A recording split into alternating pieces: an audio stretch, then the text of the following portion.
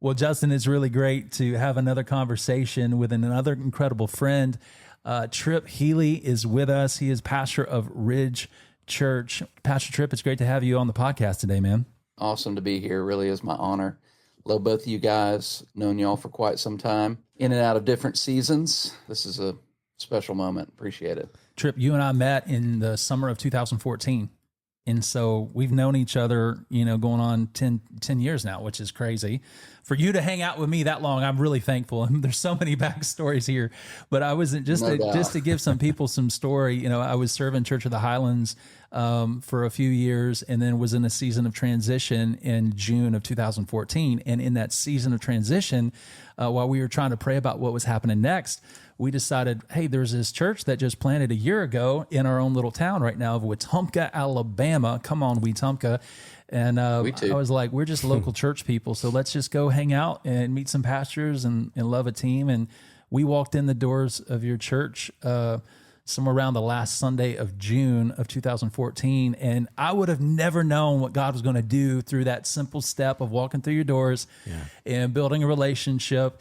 But we started serving your church in a season when we were trying to pray about what's next. And obviously through seasons of transitions, I'll fast forward. My wife and son and I, we've just really just had a deep connection with you and your church, and even had the opportunity to, you housed us in a season in 2017 before we actually went and planted a church up in Idaho. You guys were so gracious to open up your home and allow our family to have a place of transition. So my heart, so people know and understand the relationship here, like it's deep. I am deeply grateful for the Healey family and what they've invested into me personally, the opportunities they've allowed me. In fact, One Life Church in Idaho would not exist if it wasn't for the man that you're hearing from today, because of their financial investment into our family, into our church. They were the co-signer, if you will, on One Life Church. And so it's just amazing. So I am deeply indebted to your sacrifice, your obedience, your faith, your love, your perseverance, and all that you've poured into us and belief into us and my family. So I am deeply honored to have you on the podcast so people can get to know you a little bit more like I know you, but also the story, because even, we've walked 10 years and here you are as a church planter. You're obviously an incredible husband. You're an incredible dad. You're a business owner. You're a leader as far as a pastor is concerned, but you're also a social media influencer. We'll talk more about that in a moment with Camo Preacher. And so all of this sounds amazing on the surface, but there are so many stories behind the surface that have actually got you to where you are today. And there's so much grit and grind and perseverance between ups and downs, emotions from all the different gamuts that you can possibly imagine that we could dive into from your story today. So I'm really excited, looking forward to seeing where the Lord directs this conversation, but it really is an honor to have you with us in our Armchair Authentic family. Oh man, I appreciate that. That was quite the introduction. The relationship does go back, including our relationship, and getting to know you as well, Justin, in the midst of that. Trip, I think one of the main times we've probably met each other even before this, but what really comes to my mind too, other than probably just some normal calls with us both doing ministry things with our churches. I remember when there was a particular conference, and we referenced this in a previous podcast, Grow Conference, and you and Rhett had really just gotten acquainted and began hanging out with each other. And you guys came in town for the Grow Conference. And here's what I remember. It wasn't even what was talked about that night, but there was some point at the end of the conference where we have kind of a hangout time. You and your team that you brought from your church, y'all are sitting outside this cafe outside the church. Y'all basically took over the table. I don't know how y'all got that table because there were thousands of people there, but y'all basically owned that table. It seemed like 6 to 8 of you, and Rhett was hanging out with you. And so obviously that was such a fun hang. I just remember sitting down for about an hour and just thinking to myself, first, I love when I get to see the whole family dynamic. And when you see someone like you who is clearly, y'all were it was nonstop laughs, but just the bond that you had as your team. And I just thought that was really cool. 10 years, the last 10 years has felt like, a small eternity in a lot of ways. So much has transpired. To hear the resume get read in front of you, which mine is not, it's not what a lot of people's are, being in a small town USA. And, goals just look different here. And mine have always been a little bit different. I just haven't aspired to do certain things that a lot of other church planting young pastors have in mind to do. And so it's just put me on a different path of finding influence, what kind of audience I wanted in front of me. That has really shaped and molded a lot of the decisions that we've made, the paths that we've chosen over the last few years. Like anybody else, in church planting culture, there are certain things that people almost expect you want to do. There's a part of you that kind of feels like maybe you're a little broken for not wanting to do those things, or that you're just not dreaming big enough, or you're abbreviating what God wants to do with your potential, those kind of thoughts. And I've kind of battled that. And there have been moments, there's been those moments where it's like, oh, well, maybe we need to move to a big city where there's big money and big people and, big influence and big, because big is always better. Even though we would sit here in a conversation and say, no, that's not true. It's amazing that I think that's part of that flesh spirit battle. It's constantly at war within us because we know the truth, we know what matters, and yet we still try to justify the flesh and those desires. I mean, I could spend an entire podcast just talking about this because I think this is such a big deal, but thinking about the potential influence that Jesus had and what he chose to do with it, with just a few, and then to leave the earth with even fewer than he had grown to at some point. Yeah. And trusting it into their care and leave. I mean, my goodness, it's like, who am I? So let's talk about your church planning journey for a minute, because I know that's, we do have people listening that are part of ministry, and there might be some couples who are praying about planning a church. And it's interesting because what I'm hearing you say is that whether it's spoken or unspoken, there is a pressure in our culture today of expectations, whether it, label it growth, ABC, got a building in 3 years, running 300 or 400 people by 4 years, 1,000 at 4 or 5 years, and there's these expectations. Because when I'm hearing you say, yeah, we could have gone to a big city, but God called us to Wetumpka, Elmore County, which, if I'm not mistaken, how many people? 85,000 people in the entire county? 90,000 in the county. So 90,000 people in the county. And so when you think about going back to the decision of, hey, God is birthing in us a vision for a life-giving church for our community, and it's not in Atlanta, it's not in the next big city, it's in Little Wetumpka, Alabama. Talk us through like that decision, that what God was birthing, and why in the world did you even say yes to taking that step and doing that? Walk us through that moment of that decision-making process. At the time, I was in what was the United Methodist Church, and that was kind of my ministry background, youth ministry, student ministry for 11 years. During that time, I was like anybody else. I would listen to other pastors and other churches and watch what they're doing, go to conferences and learn and as much as I could. And, I'm 50 years old now. So young guys doing the very same thing now in today's world, you just have so much access. Well, access just felt, it was we were kind of on the cusp of access, of being able to listen to and see and hear and learn what other people are doing. But if you weren't in those circles, then you really didn't hear about it a lot. And so honestly, being in the United Methodist Church, I know church planting is a thing. They plant new churches. I never heard it talked about. Just the term church planter was not in my vocabulary, nor was it something I'd ever been a part of or experienced or thought I ever wanted to do. I knew graduating, I went to Asbury Theological Seminary in Wilmore, Kentucky. I graduated there in 2001, knowing that I didn't ever want to lead a church or to be a student pastor. I just knew those two things. I graduated with a degree in world missions and evangelism. My heart has always been cross-cultural, whatever that looked like, whether that was overseas or here. I wanted to reach people on their terms. That was my thinking. And then I came out and reality struck, and I had kids, as I graduated from seminary. And so we made the decision to get a job, move near family, and then figure out what to do. And of course, youth pastor jobs are generally a dime a dozen. ended up in student ministry back in what was kind of comfortable, the United Methodist Church. I did that, not really being something that I just really just was passionate about and wanted to do. But what I was passionate about was doing things well, doing things with excellence. And so I was always learning and trying to do things better. And I was trying to do the trickle up, lead up, with staff. And, I mean, we didn't go on retreats. There were just things like that seem obvious in our world now, like ARC world, especially, and, church planning world, the things that seem so normal now, like were just not at all. They just weren't things that we did. I'd listened to a lot to Andy Stanley and North Point Church. They launched in 95, and I was already listening to them. Some of my family was actually a part of their launch team. It was actually his teaching style, and still is in a lot of ways today, but for years and years, the way that Andy taught is really what helped solidify faith for me.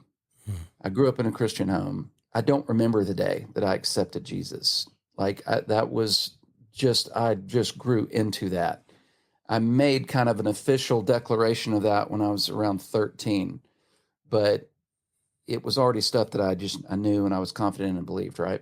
Ministry wasn't even on the radar. That was actually something that my mom kind of continued to suggest to me as I was floundering at Auburn University. As every loving mother wants to do. Oh man, yeah. I'm telling, she would just say, "What about ministry? What about ministry?" And literally at that point, even then, I was just like, I don't want to be a pastor. Like, gross, that was not something, because all I had seen was stale is the word, okay, that comes to mind, but I don't necessarily want to use that word.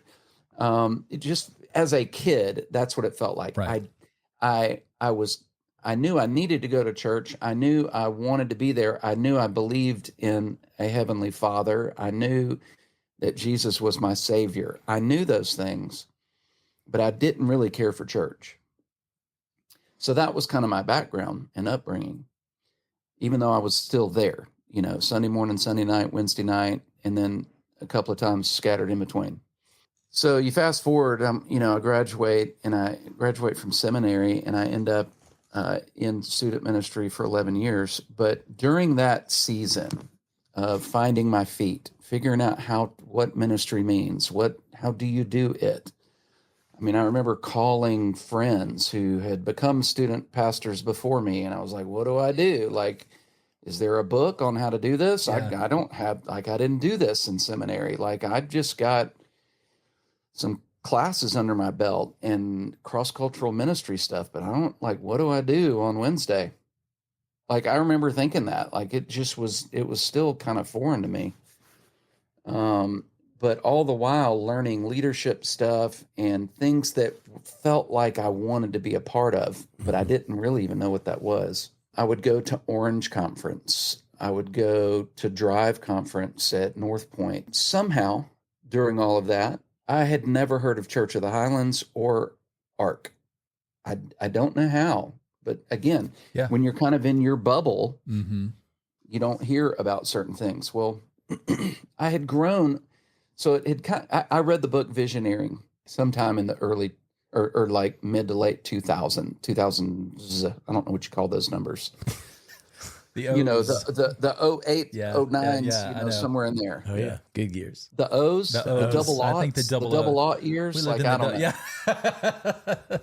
it's so funny. So somewhere in there, I read the book Visioneering. Andy Stanley wrote that. He coined that word, and really, it was a walk through the book of Nehemiah, through that journey, especially the first part of it. How you begin to feel like there's vision inside of you, which is essentially knowing that there is something that needs to happen, or there is something that needs to be done that isn't already happening, and you feel that burden. In other words, and then another pastor spoke to me during that same period of time, and he said, vision is always something you run towards, not away from. And that was significant for me. I've told that to a million people since then, because a lot of people, even leaders and well-meaning, again, this is that flesh spirit thing, because I think a lot of the flesh is actually running away. Your spirit is trying to justify it and make it like you're running towards. But I think more often than not, and these are the things that ARC tries to filter out and to, filter out and figure out, who is just running away from something. You don't want a church split to be the beginning of your church plant. Right. Like that generally is unhealthy, generally comes with a good bit of baggage. There was a season where I thought maybe that would have been something I was just running. Like, I don't want to do this anymore. I don't want to be a part of this. I want to be a part of something that, where we're really a family and we're doing this together, and it's like everything's integrated, from kids ministry to senior citizens, we're doing ministry together. It's like a seamless thing.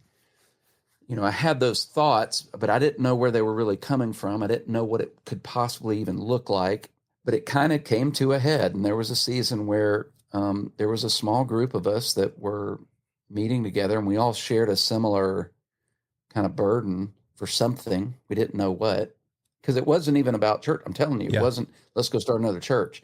We had an alignment in vision, and we wanted to do something, but we didn't know what that was. The idea of start a church just kind of got tossed out there, not from me, because again, I'm not going to lead a church preaching every week. Good Lord. Like, that just sounded so terrible to me. And really, I think it was a lot to do. Honestly, it was probably a lot to do with just insecurities. Yeah. To come under that kind of scrutiny every single week in and week out. People are listening and they're whining and they're like, you didn't say this right, or I don't know about this, or like, I just didn't, I didn't want to be a part of that. But it was more of like fear. When the church idea popped up, I was like, okay, a church or a church service or just providing a midweek something. Yeah, I get it. So like something that reaches people, like that reaches kind of unchurched, irreligious, de-churched, whatever you want to call it. People who were, didn't want to be a part of the church, but maybe they are okay with God and having spiritual conversations. Like, some of that was interesting to me, and it was cross-cultural. I think that was some of that in me that was like, oh yeah, that's what I was kind of feeling like I was latching onto. But then I was like, so who's going to do that? Who's going to pastor that? Like, I'm looking around the room, and they're like, you. Yeah. You're like, no, okay. Wow. No. Wow. And that went on for a little while. And I kid with these people now, and and I did at some point that y'all got me into this. Y'all talked me into this. But it wasn't. It was God. It was, and He used providential relationships to steer me in this direction. That's what happened. And it was for that season and that time. And it's something I wouldn't have done without them. I'm somebody who doesn't want to reinvent the wheel. I like being creative, but I like just kind of taking something and retooling and rebranding and kind of spinning it. I'm not good with a blank sheet of paper. I was like, how do we do that? Surely there's a way to do that. There's help out there. And I knew I didn't want it to be United Methodist. I didn't want it to be under that umbrella, and for a lot of reasons. But primarily at that point, it was because of just church polity, governance, the way you have to govern things and structure things. And that was kind of part of the reason I'd become disgruntled to begin with. It was like all the hoops you have to jump through just to make a decision, and to get things done. I was like, I want to jump in a speedboat. Like, I don't want to get back in the Titanic. Like, I want to go. We started looking around. The only thing I knew about was North Point Strategic Partners, and I didn't really even know what that was. And so I made some phone calls when we had kind of made that decision. Well, literally, we made the decision. We went and sat with our current leadership at the church where we were serving, told them what we wanted to do. We wanted to be upfront. We wanted to be open-handed about it, and we wanted their support, as much as we could. Not financial, made it real clear we're not going to take anybody with us other than the people in this room. There were 6 of us, 3 couples. We'll be here for as long as you want us to be. We'll do whatever kind of transitions you want. All of those things. We wanted it to be as healthy as possible because we're planning on doing this right here. But we tell them that a month later, we've kind of moved the ball down the field. I call up North Point Strategic Partner stuff. I find that, I figure out they had just pulled the plug on the whole system because some leadership turnover, some high up leadership turnover, and they were literally going to take like a year off from doing anything, and they were going to revamp the whole thing. Now what? Yeah. Like, Wow. I guess this isn't happening. That's the Yeah. only thing I'm familiar with that thinks like I know they think like I do. So then I literally got on the internet and just started searching. I'm not kidding. And I came across ARC. I came across the website, and this was like the very old version of Yeah. it still. It was all the original videos with Pastor Billy and Pastor Chris. Yeah. And I'm telling you, I watched through those videos. I think there were 8. And I was like, I was ready to storm the gates of hell. Yeah. Like, I'm not kidding. I couldn't believe there was a systematic approach to everything that I was thinking, Yeah. like to things that were on my heart. And I find it was like, dear God, I feel so much better. Yeah. Now everybody's heard of ARC, and, now and there's lots of other organizations and church planting associations and that kind of thing. But this is the only thing I'd heard of that was remotely similar to what I wanted to do. And it got me excited. And then I'm reading through the statement of faith, and I'm like, this all lines up. Like, oh my goodness, these are like pretty conservative, evangelical, like Bible believing Christians, who love Jesus and love the lost, like passionate about lost people. That's when I first heard about Church of the Highlands. Don't ask me how that was, since Rhett was clearly already in Montgomery, which is 15 minutes from me, serving at a new campus for Church of the Highlands in Montgomery. And I'm like, I don't know how I missed this memo, but telling you, I was in such a bubble.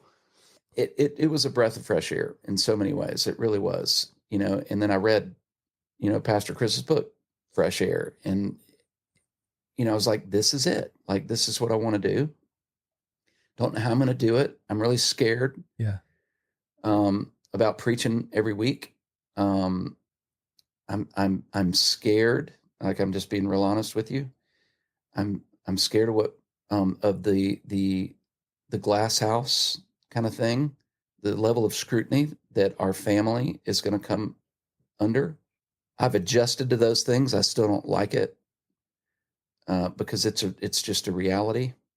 But I just decided that I was going to trust God's hand in His favor in the process. If this is vision, and I felt like it felt undeniable at that point, because this had been stirring for several years. And I guess what kind of settled it for me is that this isn't something I asked for. I didn't want this. I wasn't looking for it. I wasn't trying to be the man. Yeah. So I stepped out, and we did it. We launched September 29th, 2013. We've been portable ever since. It's interesting how God began to burst something in you. And I like what you said about vision. Vision is running towards something, not away from something. And it wasn't as if you were trying to run from things, but God was stirring in something in you.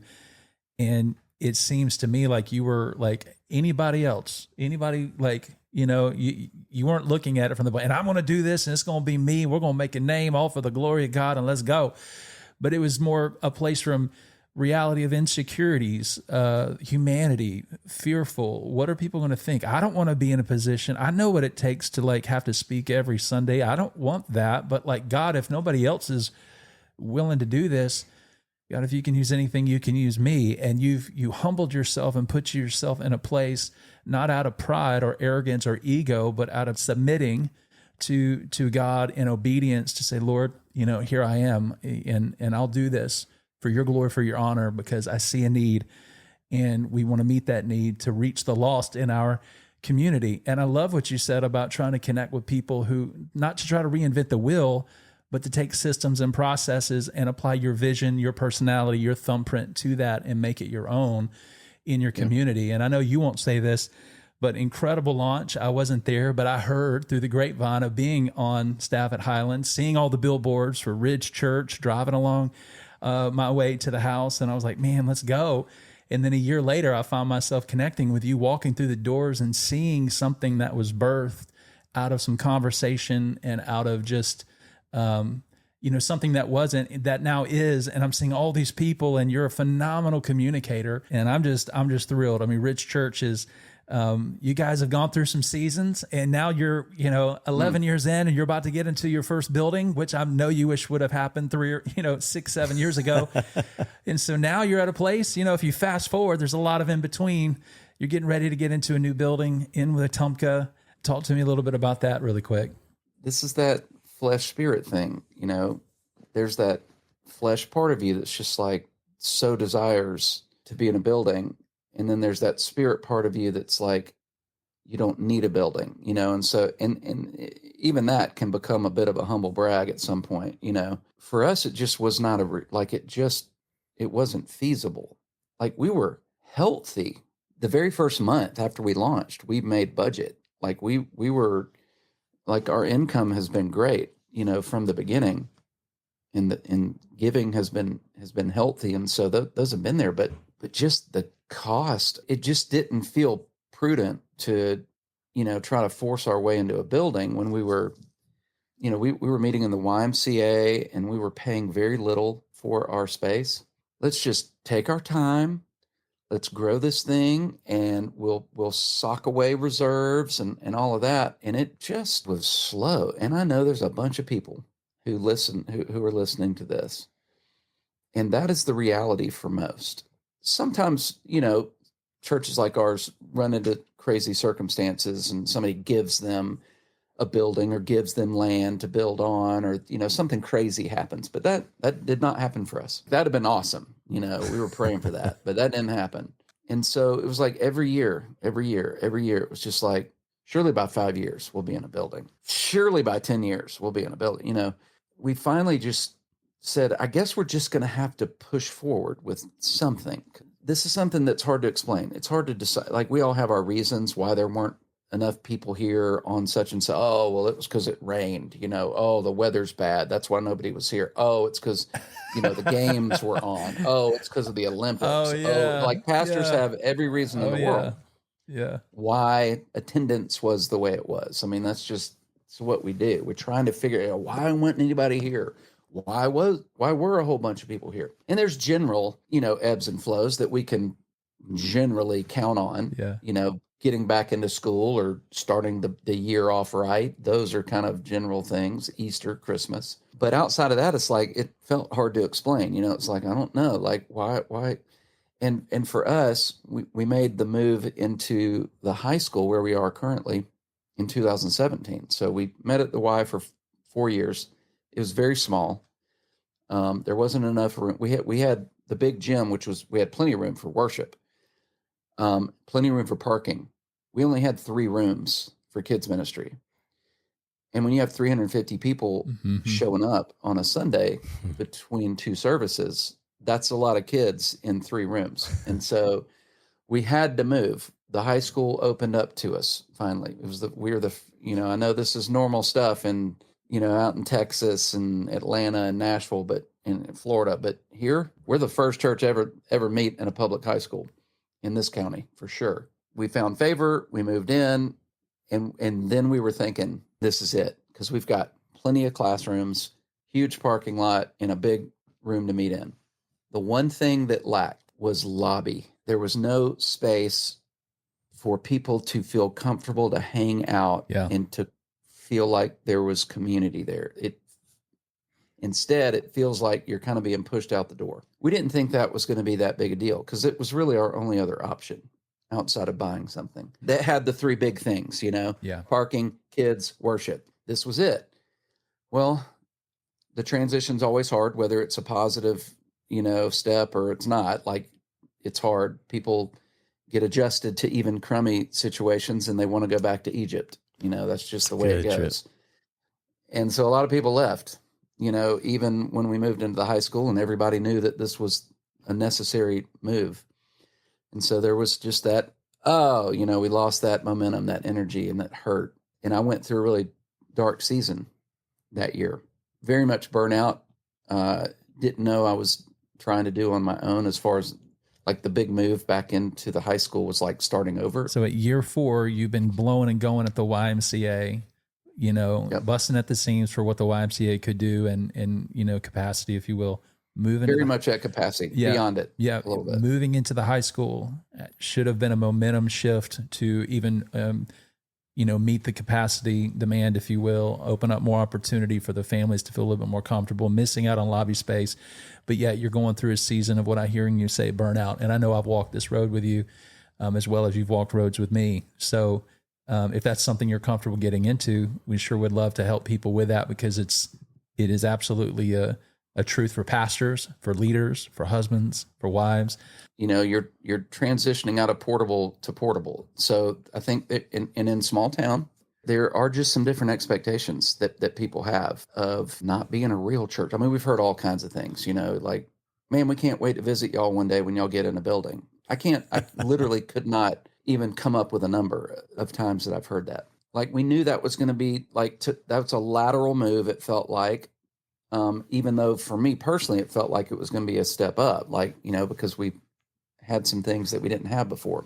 It's going to alleviate some of the issues. But instead, because I remember Pastor Chris talking about this kind of thing, is that any transition, even into a brand new building that's yours, you're going to have some fall off because it's new. It feels different. There's culture shock. And so it's like, this isn't what we expected. We're going to go try and then anybody that was kind of riding the fence generally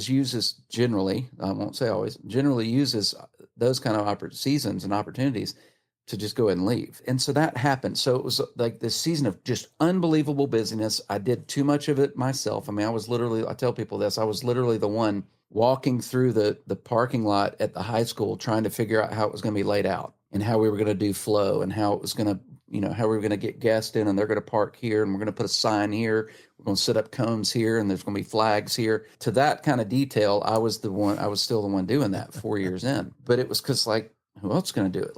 That's kind of my brain. Those are the kind of things I do. Well, then we do it. We move in, big push, all the stuff, spent the money, did the marketing, this big thing. We're super excited. A lot of people there. And then 2 months in, people just start disappearing. Wow. And it was a pretty vast, there was a large number of people, large enough that we felt it.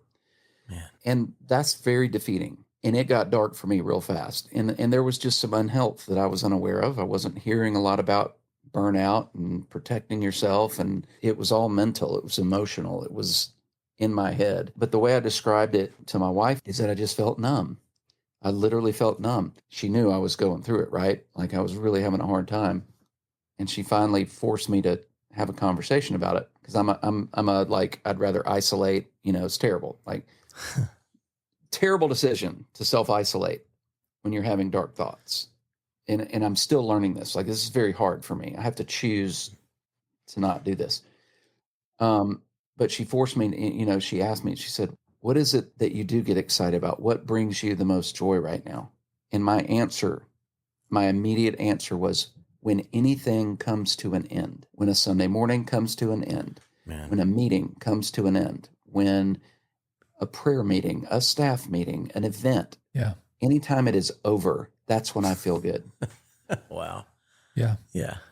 That's pretty miserable, because Sunday comes every single week. And so I felt trapped. Mm. This isn't going to ever change. I don't know that I want to do this. Is this what I'm doing in 30 years? I don't want to do this. And it was like there was no end in sight. Hey guys, want to jump in on this conversation real quick and remind you, if you haven't rated and reviewed the podcast, could you take some time to do that? Man, it really is an encouragement to Justin and I. And more than that, it is a great way that we can serve those who aren't on this journey yet. Please follow us on Instagram or Facebook at Armchair Authentic, or even on X at Armchair Auth Pod. That's Armchair AUTHPOD. Now back to the conversation. So I started seeing a therapist, which I should have been doing all along. And we even worked out some medication, which I never thought was a need or necessary, but I'd never felt the way I felt. And I'm telling you, within a couple of months, it pulled me out of a hole, along with other things. But that was definitely a part of the package, because at that point, like, doing my quiet time, spending time with the Lord, I'm praying, I'm leading, I'm doing all of the things, but I can't figure out how to make this go away. I got through that season, but it was a slow process over the course of a year. And it was the following year that I ended up at Refuge in Montana. And for the first time in my ARC, my association of related churches, where don't do life alone, this is your tribe. When I was on that trip, it was the first time that I felt seen by people in that world. We're not the big name. We're not the person on the stage at our conference. We're not the ones writing books. And I felt like nobody else was in this world that was having to do it the way I was doing it. And I found that not to be the case. And so did they. Yeah. And I made friendships on that trip that I still have to this day. We communicate often, usually weekly. And it was like, okay, I'm not the only one. I can do this. I'm not crazy. Things got much better. They were much improved. In the meantime, in the interim, there's lots of other things going on. COVID was probably the next big thing that kind of put a damper on everybody's world. Mm-hmm. But once again, ours as a church, we purchased the building. We were able to pay cash for it, but this was a dump. Okay. This wasn't like we purchased a church building and we could move in the next week. Yeah. We purchased a church building that we could pay cash for, but that was going to need a couple of $1 million worth of retrofitting and renovation. Which is still cheaper in the long run than having to build everything from scratch. Oh my goodness. Especially post-COVID, right? Yeah, Everything. right. So, So we signed on that building and it became ours at the end of January of 2020. Praise the Lord. Yeah, I know, right? Oh, man. We already had architectural plans drawn. Mm-hmm. We had price estimates. And then quarantine happened. Yeah. Shut it down. Everything shut down. Yeah. We didn't know what, come on. Every church leader in the country knows exactly what I'm talking about. You weren't real sure what things were going to look like later. No. It felt like there were no guarantees of anything. Absolutely. Life is never going to look the same. I remember feeling it was like, I remember that. And then the preaching, remember this? Yeah. Was, well, we don't need to go back to normal anyway. Let's don't go back to normal. Let's do, and I'm like, okay, but. I hear you. Just to put a pin in that right there, man, like when leading One Life during that season, it was amazing how many professional people came out of the woodwork to tell everybody how to get through a world crisis like we were dealing with. Like all the podcast, here's what you need to do. You need to do that. I'm like, bro, you don't have none of you have lived through this. I appreciate what you're trying to do. But can we just all agree that this is crazy? Unless we just need to slow down. Nobody really trusted anybody. No, nobody did. Because nobody had been through it before. I'm like, the influencers, they just needed to be needed. So we needed to listen to them. Yeah. For their sake. It was like, we're losing grip of our influence and we've got to be able to, be the ones that know what to do here. I'm like, guys, you don't know squat. I'm trying to honor you here, but I'm telling you. I feel you. Yeah. That just adds, insult to injury, I guess is what people would say of the world, but just pain upon pain and tough. Yeah. Because it wasn't just the fact that it shut down. It's the fact that, so by 2020, we're 7 years in and we just bought a building. So there was a little bit of hope. Yeah. There was a little bit of, oh my goodness, like we're moving forward. And then we got, our new price estimates 6 months into quarantine. Oh, yeah, that's when prices started to skyrocket because lumber and everything. And it was up by double. Yeah. Yep. Well, guess what? We were already trying to figure out how we were going to afford it pre-COVID.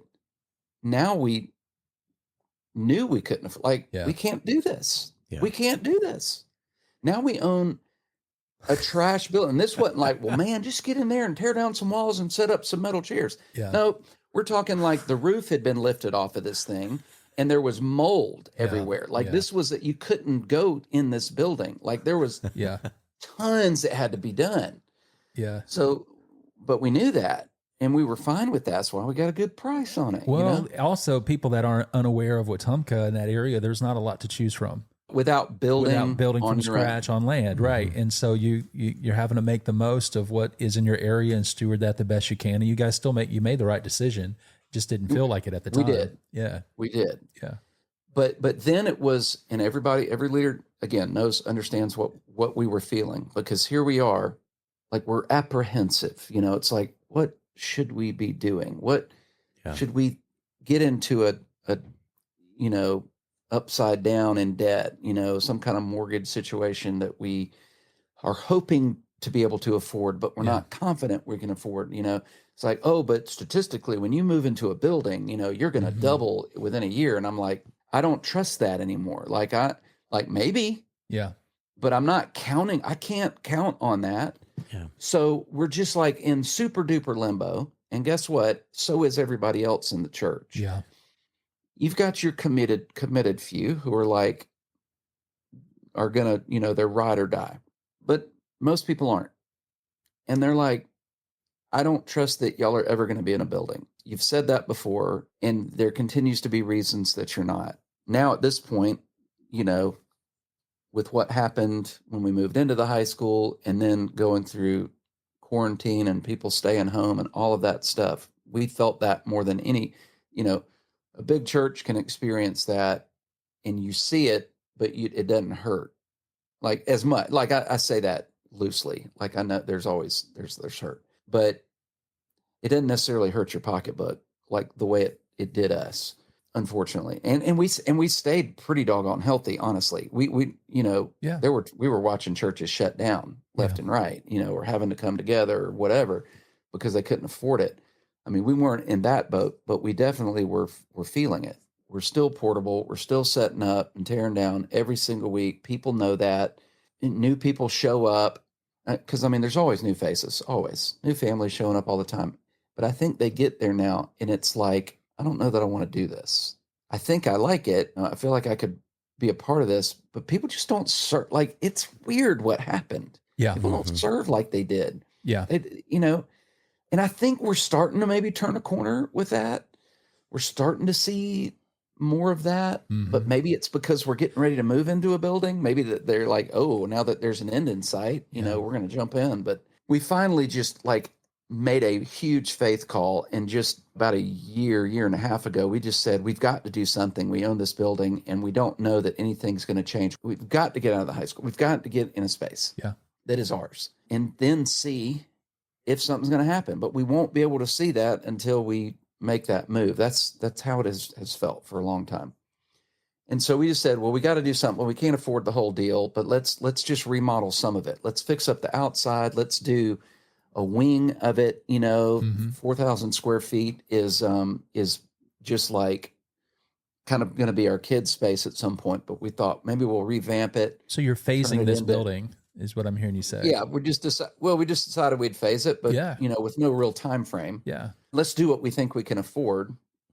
Let's just set a number, and then we'll try to just get it's just so backwards from what you watch other people do. Hey, can we talk about first of all, so backwards from what other people do. I mean, why is that? Why do you believe that is? I mean, why are you feeling that way? And that just what you see. Yeah. Right. Because all we see is social media and all these highlight reels of which isn't real. I mean, it is maybe that's that flesh spirit thing. That's what I'm telling you. Yeah. Your spirit's telling you, have faith.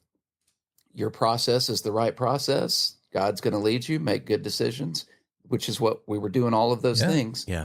The flesh part of you is constantly making comparisons as much of a trap as, I mean, how many times have I taught, it's a trap. Don't get caught in comparison. You will always end up defeated. And yet that flesh part of you just is still telling you that. It's what y'all are doing.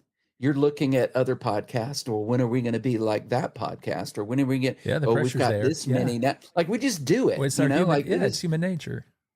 It is so human nature, and it's awful. Yeah. Yeah. It is a disaster, because we are doing exactly what God wants us to do right now. Yeah. I'm very confident in that. You guys are running, when I say running the play, you're loving people, you're serving people, you're pointing people to Jesus.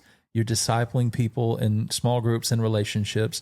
You're in your community. You're doing outreach. You're giving. You're not just giving to to receive, but you're also giving outward, not just to local but national and international type missions. Everything you're doing is what is, and you're doing it well. It's just your story is your story, and your culture is your culture, and your ground and soil is your soil, and your all of that is what it is, and it's real easy as a leader, what I'm hearing you say, to be like, man, like we're not doing enough, but it is like you're already doing, like you're doing all that God's asked you to do. I mean, you're being faithful with that, and you're stewarding it well. And life sucks, man. Like who would have thought after 2020 that people would not want to serve anymore and just sit back and stop going to church and just disconnect and isolate? And I mean, like all the emotional things that psychologists I think are going to discover for years from now to look back and go, here's the impact on society and how it even impacted the church. Because it's not like anything really changed except for what happened in the world. But yeah, the struggle was real for all churches across the board. I know even for Highlands, for us, for everybody to try to, whatever normal was, everybody's trying to get back to normal. Like I don't even think we even knew what a normal is. I don't know. It's really still confusing. Justin, thoughts to that? Yeah, I think that our goal for the podcast is we want to steward your story. And this is the story this is relatable to the people who they're probably not going to be ever known. They're not going to really have a voice, in this big mass, audience to speak this out. But yet that's not where the kingdom of God is. The kingdom of God, it operates. It's just like a mustard seed. It's this slow growth, and you have these beautiful expressions. So you can't just peg what's God and what's not. But we as humans, like you said, with comparison, we tend to jump in and glorify the great stories. And that's awesome. We need to be able to do that. We don't ever want to stop. I love a great story that has the enormity to it. Like that's a great thing if it's balanced with the complete truth. And the whole picture is, like you said a while ago, the majority are these stories of having to have endurance, long suffering, patience, all these, where have we heard those words before? Yeah. And so it's the story of really what the Holy Spirit is trying to bring out of us. So when I hear your story, yes, it's tough when you have to go back and go through all this stuff, but maybe it's through the lens of how I see ministry and life. I could listen to this stuff all day because this is the reality of the conversations that I have with pastors and ministry leaders a huge percentage of the time. And that's why you're always having to encourage your spirit and find the relatable things of the Psalms, what even led David to write some of the poetry he was writing of how defeated it felt. And obviously he ended with the but God, which is amazing because everything ends with that. It's like God will intervene. Writing that while sitting in a cave, not Absolutely. exactly a season of awesomeness. That's right. He did that, yes. But he was open with the endurance that it was requiring. Like, how long, O Lord? And you see this, how long are we going to sing this song of really stepping into this promise that we don't see? And in the Bible, we have the privilege to get to read the next paragraph, but we omit the fact that that paragraph separated 70 years. Or 150 years. And so God's promise is always perfect, but it's like our role of being called into ministry. Yeah. It was never about how you started this talk. It was never about ministering to the masses, because Jesus could have quickly kept that crowd growing and growing. And then he would say something that would throw everything off, and he would shrink his audience.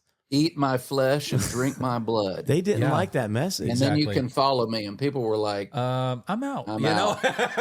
Right. Really Rightfully so. Uncomfortable. Right. Yeah. And we have success stories that happen and we can quickly buy in, especially I can only speak on our Western Christianity, but we can buy into our Disney fairy tale of this picture perfect God vision, God dream, how it's going to be. The fact is, we do have these visions and stories that God's writing in every person who's listening, even if your marketplace, that's ministry is life, no matter what you're doing. But your story doesn't look like Disney. And we're trying to continue to make it look like Disney. And then we take a mental break by logging online or turning on something. And we think we're hyping ourselves up to hear this communicator talk to us. But what we're really doing, it's candy coated with Jesus in it. But when you actually bite the medicine, what you're doing is you're self-medicating on something that's not the Holy Spirit in your heart. And then it twists you a little bit because you're wondering, why do I feel like this is not going the way it was supposed to go? And meanwhile, the Lord over here is saying, I never said it was supposed to go that way. I just said, I'm calling you to do this. We had a previous podcast episode with our former pastor who had retired from ministry. And I loved something he was saying. His dad, he said, was an atheist, but his dad came out to support one of his early church plants. And there were, maybe 20 people there. And his dad at least bought into the fact, if you're going to be a pastor, let's be earthly successful and do it. And he said, can't you do any better? And I love the way he answered this. And it's been on my mind ever since he said this. His answer to his dad was, well, yeah, I can do better, but God told me to be here, where I could go over there and be better. He called me to be here. And this is where I'm going to be. So I'm not chasing better. I'm chasing what God's called me to do. And so when I hear your story, those are my thoughts, that there's a lot of people listening to this. And you might feel like it's not the picture that it's not your better. But what if God has you exactly where he has you? Because in your desperation, in your what could seem to be your downtrodden, depressive state in that moment, what if that's the only thing that might actually keep you in sole focus of my sole dependency is Jesus? And if it takes us back to that, isn't that really what the whole point is, that we're pointing people to the answer to that, which is Jesus, not the flash? That's all well and good, but that's not what our goal is to achieve. I think it's interesting how people look at Christianity, leadership, the church, being a lead pastor, planning a church, doing anything as an entrepreneur, as if, wow, it's like the most epic, it's going to be amazing. And like, that's the pinnacle of being on a platform and speaking and have that microphone in front of you, or that business and that revenue, whatever it might be for you. And they leave out all the in between. It's like as if the highlight reel of whatever that is for you is the ultimate. And that's what reality is. And that's so unrealistic, because when you read the Bible, you read a lot about perseverance. You read a lot about suffering. You read a lot about just this idea of going through a process of development of character and being refined by fire, going through this, through droughts, through moments of just dryness. There's always life on the other side, but we always want to talk about the life on the other side, right? But there's something that God wants to do in us and through us in the process of development to put us in a place of when we're on the other side, whatever that is, that we're leading from a place to help other people who are going through the same crap and hell that we went through ourselves, because we're broken, we're humanity. God never wanted us to be, I believe this. This might go against somebody's theology. I think the ultimate fulfillment is heaven and God's presence together with him. And there's always going to be a little bit of emptiness or a side of us feeling like we've never really truly complete, with doing things or whatever it might be on this side of heaven. Like that ultimate fulfillment's going to come when we see Jesus face to face. Not to say we're not going to be fulfilled in our spirit, in our mind, you know what I'm saying? But like there's always going to be this longing for more, even walking with the Lord on this side of heaven. And so hearing your story, I think what's so beautiful about this, and I hope people are picking up on it, is that it hasn't been all rainbows, unicorns and butterflies, this whole Disney approach, but it's been a story of grit and grind and obedience and faithfulness to the people God's called you. And it hasn't gone the way that you might have built up in your mind. And whether or not other people are honest, like you have been enough to open up to say, I had dreams that it was going to look a little bit different, but then I realized I'm right where God has me with the people that he's called me to. And I went through that in one Yep. life too. It never looked like I wanted it to look like, but at the same time, it was exactly what it needed to look like. Yeah. Not only for the people, but for me and for our family and for everything that was happening. And there was moments that I was missing in that. And so what I'm hearing from you is like, we were obedient, we were faithful. I was fearful, I was insecure. I walked into this with the reality of knowing that I can't do this. I've got to lean on God. You did that. And through that, you've had ups, you've had downs. And we're only talking about the ups and downs of the church side. I mean, you're a dad of 6, Right, yeah. right? Or are we 7 now? Help a brother out. 6 plus. 6 plus. I just call it. I call it 6 plus, or maybe 7. You know, depends on the day. Yeah, and right. so you as a dad of 6 plus, and then as a husband, and then as a business owner with the business that you guys run, the consignment furniture store there, and the other things, and then on top of that, the which we haven't really dove into yet, which is the camo preacher and the influencer side. Mm-hmm. I mean, all of those come with their own set of issues and which are all good and beautiful, but. So you stack all of that, and it's like, man, to see you standing, it's still with your faith in God and loving people and serving people and staying true to this journey. I think it's so inspiring to people to realize, especially young people who only have their eyes set on Instagram and what they're seeing from churches. It's all about platform. It's all about microphones. It's all about looking good and sounding good. A little sound bite with a one-liner, man, I can do that, and it's so much more than that. And your character in your development as a man of God, as a husband, has been refined in fire. And it's just inspiring to see you still moving forward and progressing. As y'all been talking, like, I think what I like about this is I'm not on the other side of anything. Yeah. I'm not, like, typically stories that get told are the ones who maybe went through what I went through, but now they're 5 years down the road, man, they're blowing and going. And that's when you hear the story. Yeah. Yeah. And so then immediately people think, so as long as I go through whatever season I need to go through, then I'm going to get on the other side. Mm-hmm. Right. But what if not? Those are the stories that they get told. That's the Instagram reel. Yep. That's the highlight. That's the one-liner, the, sound bites. Those are the people who speak at conferences and they, talk about this horrible, those are the books that get written. You don't write a book that's just in the middle of something. Yeah. Because it doesn't seem to answer the question for people. Yeah. Yeah. Like, they don't want to listen to you because you're not already where they envision, like, imagine or dream about being. What if the dream and reality look just like this? Mm-hmm. Right. When that actually is what it is for most people. Yeah. That's right. Like, most people, like, how many people do you know? I mean, you hear these stories a lot of times. I mean, what about the pastor, y'all's previous pastor who's retired now? What did that story look like?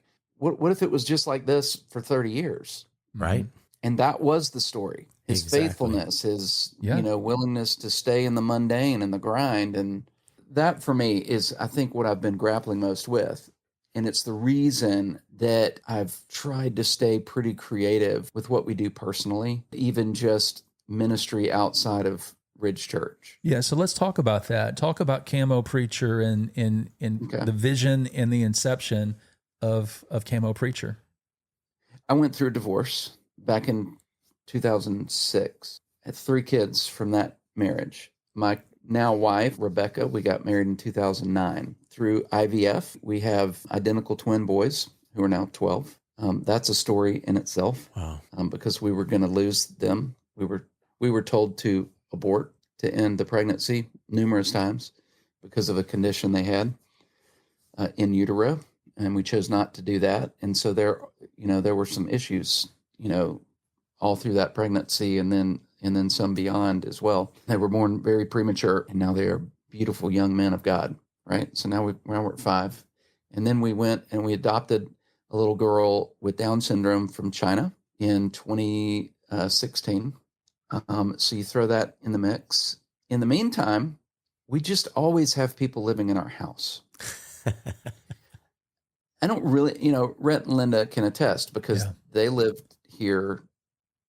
Did you actually move in twice, or was it just? No, it was just the one time when we were in transition between the Church of Mobile and launching in Idaho. We lived with you for in your house for at least a month. It felt like before we had the house there in Wetumpka. Okay. Yeah. For 5 So, months. Yeah. and then that's just tip of the iceberg. We've had numerous people live in our home. It's not like we sat down and had a conversation. Let's be really generous and nice and blah, blah, blah. Like it just kind of happens, like somebody will show up and they're serving at the church and they're young and they're kind of like in between and they can't figure out what to do. And we're like, yeah, come live with us for a little while, Some, are multiple offenders and have lived with us 2 or 3 times for different seasons and reasons. We added on to our house back when we launched the church. And so there's a lot of room, here, and for years we used that space as, because we didn't have a building. We used it as, prayer meetings, band rehearsal, staff, it's where we would meet and do office stuff, everything for years. Now it's just part of our debt. And so my daughter and her husband and my grandchild, they now live with us too. So there's actually 10 people physically living in our home. 9 of those being full-time family people. And then one is, we consider him part of our family now. He just turned 20 yesterday. He moved in with us a couple of years ago. So just through a difficult situation, he ended up moving in with us at 18 years old, and he just didn't have anywhere to go. No job. He wasn't even done with high school yet. No real family to speak of, and moved in with us, and he has become really part of the family. So a lot of people living here. I say all that to say that there's already chaos, just kind of a controlled chaos here in our home. The same year that we moved into the high school, we also started a business. It is a furniture consignment business. We bought a building. This is all personal. We bought it, but the idea was business as mission. It was kind of an extension of ministry personally, because my wife is always doing resale and just constantly, like there's just stuff. She sees value in everything. And so we ended up starting that business called New Leaf, still running today, along with, at the same time, eBay, because sometimes the things that don't sell in the store do better on eBay. And so that's booming as well. So that's kind of going on behind the scenes. And then, because we weren't busy enough, in 2022, and I guess it was kind of like on the end of the whole quarantine feel, like the whole COVID stuff, like it just, like things were kind of normalizing, if you will, or we were seeing what our new normal looked like. And for several reasons that I've only learned in recent months for myself, I've kind of self-discovered that I won't go into here. I didn't want to feel stuck like I did in 2017. I wanted what was a guilty hobby of mine, which is being in the outdoors, hunting and fishing. I love to hunt, especially whitetail, but also hunt hogs, and we do all that around here. We just like enjoy being outside. I love the outdoors. I love doing, taking adventures, going to Colorado in just a few weeks. Those are just things I like to do, but I always feel guilty about it. I also, and I'll say this, I think this is really important. I think to our detriment, too many pastors make pastoring their job and their hobby. Yeah, that's good. And they think it's so, and they justify it because it's ministry. Yeah, and it's okay. And so, man, I don't know how you have hobby, because I get that all the time. It's like, how are you able to go? How do you decide to, that you can just leave? And how do you, because like, that's why you're not growing, because you're not there all the time. You're not pushing. And I'm thinking, well, that's just, then it'll just have to be what it is. That's right. Yeah. I believe that's unhealthy. Yeah. Somebody else may argue that. I agree. I think it's extremely unhealthy. Yeah. Because what if that goes away? What if something happens with the church? What if that, like, what do you have? I think it's why you see so many people make some really poor decisions. Yep. Morally, ethically, whatever, as church leaders. And they, 6 months later, a year later, they've moved away, but they've just started something new. another ministry, another church. And it's like, because that's all they can imagine doing. Yeah. And you've witnessed this. Everybody listening to this has probably witnessed, if you work in church world, you've seen it, probably firsthand. They generally are just taking the same problems with them into the next role, the next job. Yeah. And it's an unhealthy situation. Anyway, it's why I love being a part of Barnabas, which Paul Andrews started a few years back, really just like 2 or 3 years ago now, because it's this very thing. There's a lot of this out there now with, retreats and refuge for pastors to be able to get away. And I love that. I love it because it is what, when I went into 2018 to Refuge in Montana, it fed my soul in a way that I didn't know I needed, because there's no agenda there. And I'm like, so what is that? Why is that okay in those environments? But it's only once a year, like, why can't we build that into, and that's what hunting is for me. That's what fishing is for me. That's, going and doing archery and going shooting, in my backyard, like that is an outlet for me. Yes. So then I'm thinking, so why can't I do something with that, post about it, because I'm not a big before I started doing the camo preacher thing, I not a fan of social media, I don't like to read it. I'm not the guy who gets caught up in reading, comment threads, on controversial posts. Like, I hate that stuff. Yeah. So I certainly don't engage in it. But then I was like, well, so maybe what if there's a mission field, and that's cross-cultural ministry, for me to be able to get on a level playing field with hunting and outdoor stuff in order to open a door into somebody's world. Yeah. And to be able to do ministry with them, not to be an influencer. I don't like social media. I don't care about doing those things. I don't want to go speak at a conference. I don't want to, honestly, I don't want to get on there because I don't want the scrutiny, because it's extra scrutiny for me. And I don't really like that. Again, didn't want that to be an excuse not to do it. And so I was like, maybe I can do this. I feel like this is vision, like this, there's some personal vision here. And so in 22, I think it was, halfway through 2022, I made the decision. So the Camo Preacher on Instagram and Facebook, started a YouTube channel at the same time, where it all kind of feeds into the same thing. And really most of it, as far as the YouTube stuff, is just me hunting. It's just me recording and videoing like my excursions and going out. And it's just, because I love it. But the doors that is open for me to be able to minister to people in ways that I wouldn't have otherwise has been so much fun. It's been invigorating. It's been exciting for me. One-on-one stuff, sitting in a blind together with a guy from New York that came down to hog hunt, who won a giveaway that I did to come hunt hogs behind my house. So he and his wife and his son came and stayed in our home for 3 days, not believers. Yeah. And we got to spend hours sitting in the blind together, and it was unbelievable. Talked about faith and Jesus and his love for him. And now we still communicate. He follows me. He writes me. He loves what I'm doing. He sent flowers when my mom passed away a year ago. Yeah. Wow.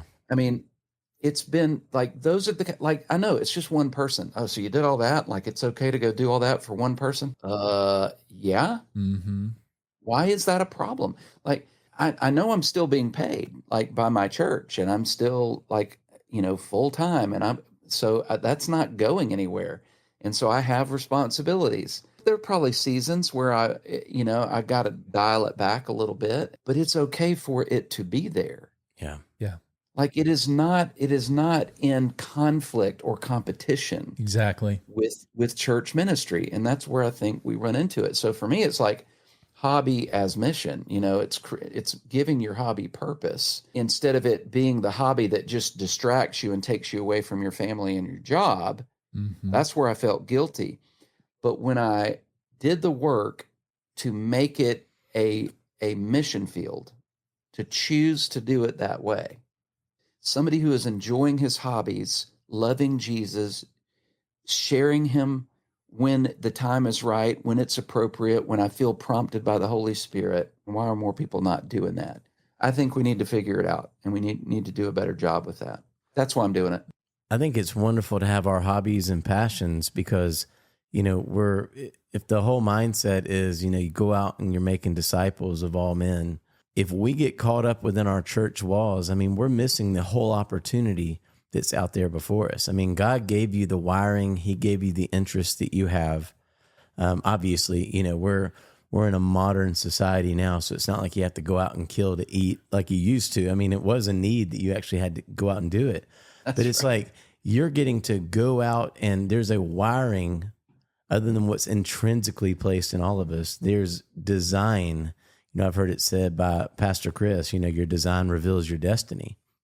And so you don't want to put yourself within these walls. And I could say that even for people in their jobs, whatever it is, if you want to take it out to that, where That's work right. is your That's life and your success and you're stuck within your walls, if you feel like there's nothing else out there, then you're really selling yourself short and you're not stewarding the story that God's wanting to write in you. Because right now you're getting to go do something that you're naturally good at, or you've had this time to develop a craft or a skill to do something that you enjoy, and you're around people who are outside the walls of what your normal world is right now, and it's putting you around them to have some kind of conversation, to exchange some kind of just words with human to human contact. And that's where the life change begins. And it's almost like it happens once again, as we said earlier, not in these mass gatherings, but it's these one-on-one Jesus talking to Nicodemus in the wee hours of the night. With me, I always picture sitting in a cafe, because that's more of my vibe, sitting in a cafe with another person and having a talk for the next hour and 15 minutes and not being uncomfortable at all about what the person's going through. But at the end of that meeting, all that I've recognized is, wow, we have a connection more than we had. And that person just had an expression that maybe they've been cut off not being able to have ever, because maybe it's been a taboo subject, or as you alluded to earlier, just when we were joking around, men not being able to show certain emotions. There's so many different areas that we can operate in. And it's our talents, it's our abilities, it's our skills. And it's usually, if we do it right, I think it needs to be outside whatever your four walls are that you have created as your personal identity. And just maybe God uses these hobbies and these different things to get us outside of a false identity that we're forming in ourselves and limiting what God's called us to actually do, as he's allowing us to steward and write the story that he asked us to take care of. This is true. It's easy to get on the stage now. It's easy to deliver. It's hard work. Like, I get it. Like, it is, the giving birth to a sermon, 52 times a year, it is a burden. Like, it is. But that's, you and the Lord. And then you get on and you deliver it to a large group of people, and then you're done. There's been no real intimate, one-on-one type of connection there. That can be very intimidating and difficult for people in your church to find that with you. There will be a handful that are comfortable with that. You're in their small group, you're in their world, but it's not going to be very many. And so the idea that you can minister one-on-one to multiple people within your congregation is not likely. There are some with the charisma to do that. I'm not that person. But doing it outside of the church, where people don't just know me as their pastor, I'm telling you, it has opened up so many doors, and it's been pretty exciting. It's been a new breath of fresh air for me. Well, it's adding value too. I don't think we realize the value we add to ourselves. I just have this theory: when you operate in something that's creativity and it has nothing to do with what you do, it's completely play. Like, it's play to you. It's like today, this will have purpose behind it, Trip, when we release this. But the whole reason we even allowed ourselves to do a podcast, we weren't looking for another ministry outlet. We call this, it's our hobby with purpose. That's why you'll hear a lot of episodes, and it's me and Rhett just carrying on the same convo that we as friends were having in a Starbucks down the road before this podcast exists.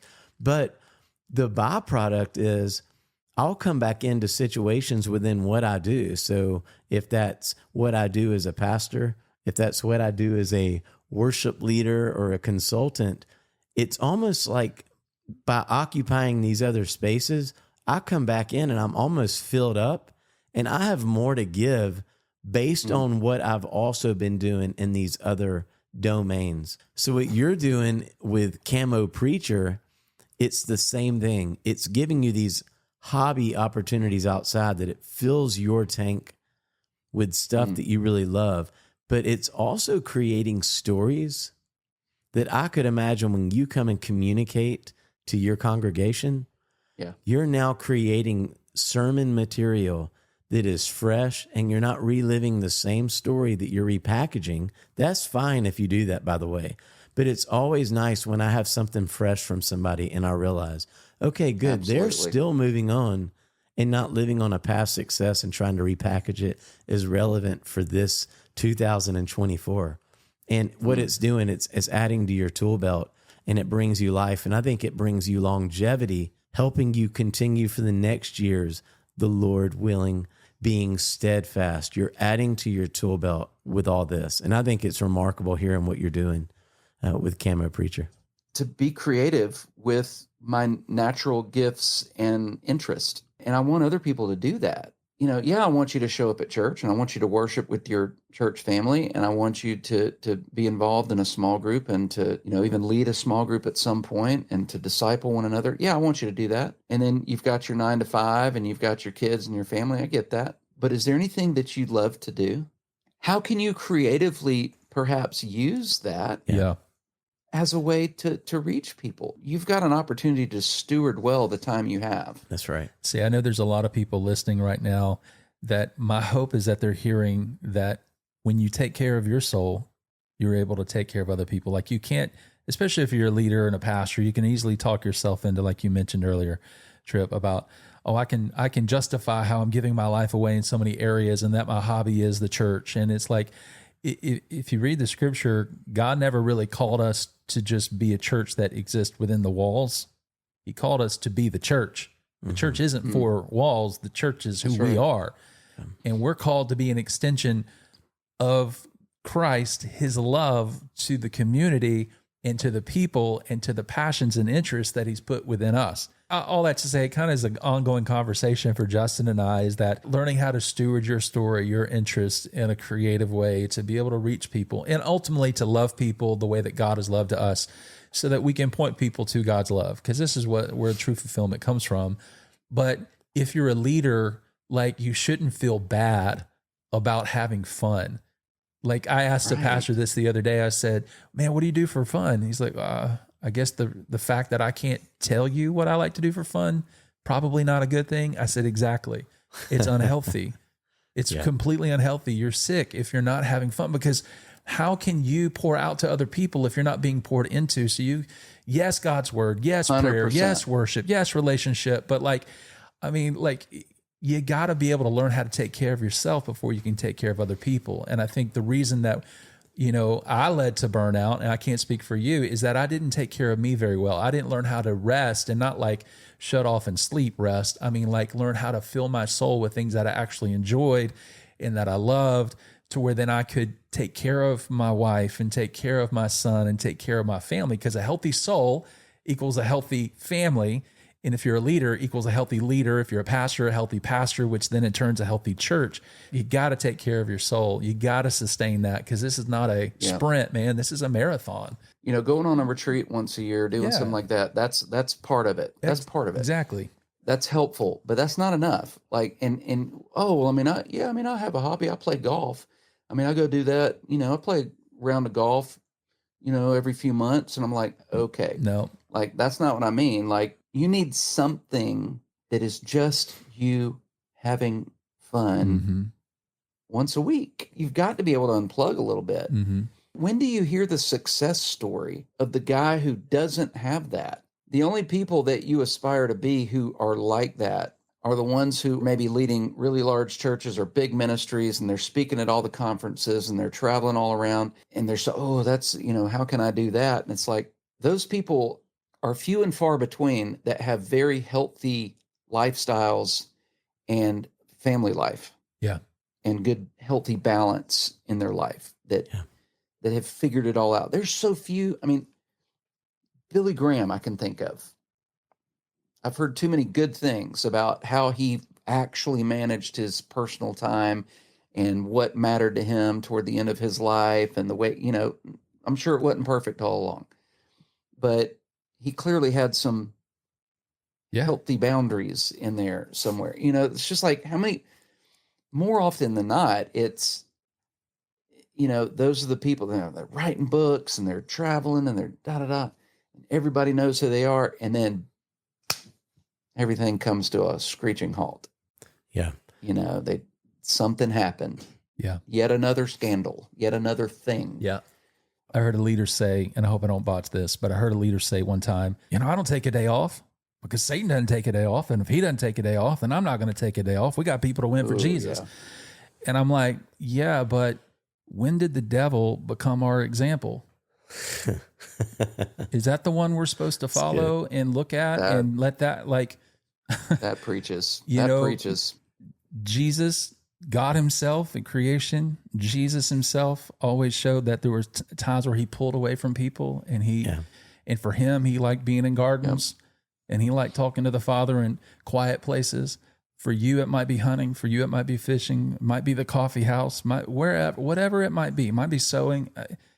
But Jesus is our model, and he's trying to teach us something. Whether you're a leader or a pastor or a single mother listening to this, you got to find ways to be able to take a moment and to pour into your soul and to get into that place where you're taking care of you so you can take care of your kids. You can take care of your family. God sees you. God cares. God loves you. And he's not asked you to carry this. He's asked you just to walk with him and allow him to carry these burdens. And his yoke is easy. I always read that. I was like, this leading the church doesn't seem easy. This is hard. His burden is light. Well, if it's not light, you have to begin to ask yourself, well, was Jesus lying about that, or was he telling the truth? No, I think there's truth in it, but we're just not allowing him to allow, to lead with him and allow him to do that in us and to pour in us. And so we got to make time. We got to create those boundaries. And I love that you're doing it. It's inspirational. I mean, you're making a difference, and you're reaching people that would never walk through the door of a church. You're a great example for just the entire pastoral community, because as you're talking earlier on in our conversation, you began to talk about we talked about long suffering and patient endurance, what you have had to walk through and what you're continuing to walk through, with the revelation of, hey, what if that is the story? And so my encouragement for anyone who's listening, I know it's what encourages my spirit, and what challenges me is probably the better word, is whatever you're doing, find those moments that require you to be just in some kind of silence, where it really is just you and the Lord, because he's speaking, and he's going to want to continue to speak to whoever you are out there. But it's going to require some of these moments of quietness. And the problem with that is you can't have something to go self-medicate with.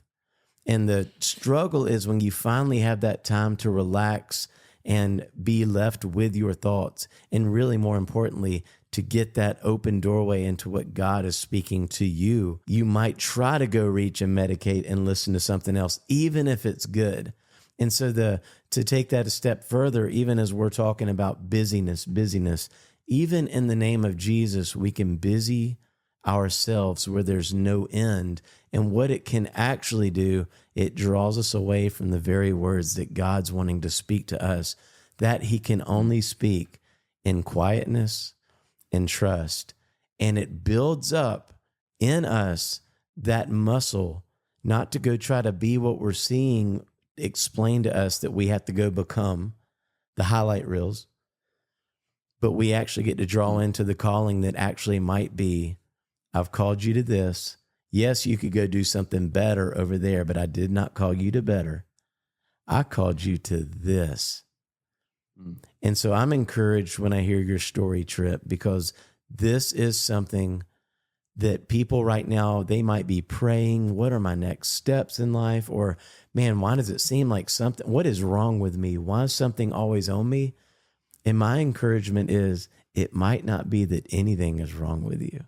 It might be you're exactly where you're supposed to be. So maybe you just want to take a seat, get a piece of paper and a pen, and just listen for a while, because God might want to speak to you in this very ordinary moment that you've learned to call life. You know, I definitely experience God in those high moments, and, you know, moments of worship where it's just like incredible. And you've got 60,000 people singing the same song. Those are awesome moments. And maybe my proximity to my Heavenly Father, you know, grows in those moments.